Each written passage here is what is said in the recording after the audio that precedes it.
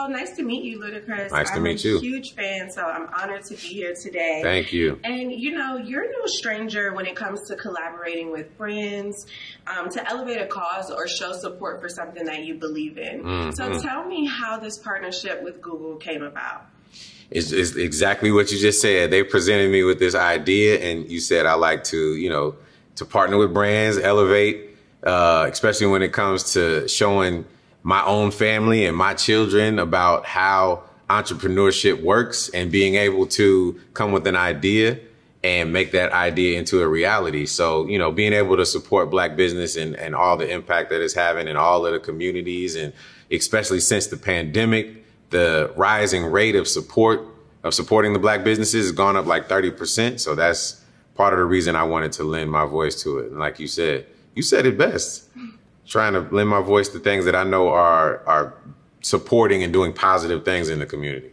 Absolutely. And speaking of those Black-owned businesses, how would you say that your career in the music industry or the music business has led you to good business practices over the years, especially from going from radio to being an artist and acting and beyond? Yeah, that's a great question. I think that a lot of it is kind of trial and error.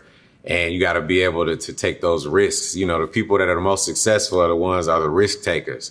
And so I think being able to share these stories and your successes and failures is also a big part of galvanizing the whole entrepreneur and Black entrepreneur community so that we can continue to learn from one another.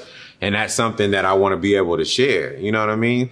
I probably have more failures than I've had successes, but the successes stick in people's minds because they have a consistency and they continue on, and it's reinforcement. The failures, they just go away.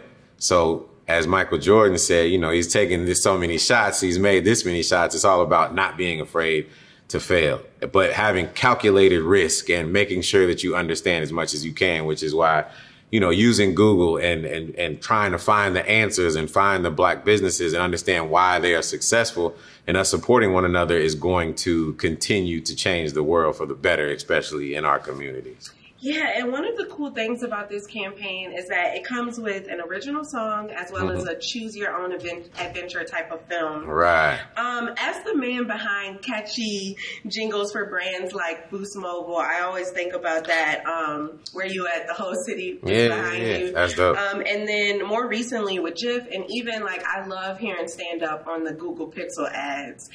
Can you tell me, how has, you know, projects like this contributed to your success as an artist or your success overall? They've contributed to my success as an artist because, you know, people who are my fans, they also want to know who I am deep down and what I believe in and what I support. So when they see me aligning myself with certain brands that I absolutely love as an individual, and all of those brands you just named, then they get to know more about the person and the individual, not just, you know, the music. And then that'll more than likely, hopefully, make fans love me even more because they understand we have a lot of similarities and they know that I am doing things for a cause and not just to do them. Yeah, and lastly, I was watching a recent interview that you did for Karma's World, which my little cousins, my goddaughter, we all love that show. Thank you. And you said you can't be afraid to fail forward. Can you tell me, how has failure, is there a particular moment in your career that a failure has turned into just an even better opportunity for you? That's a great question. But the first thing that comes to my mind is the reason that I'm probably sitting here in the first place. When the song What's Your Fantasy came out, it was the biggest risk that I ever took in my life because I was afraid to fail. And I was like, if I put this out and it doesn't do anything, then I'm going to be a failure. And how am I going to live with myself with that? But I just built up the courage and said, you know what?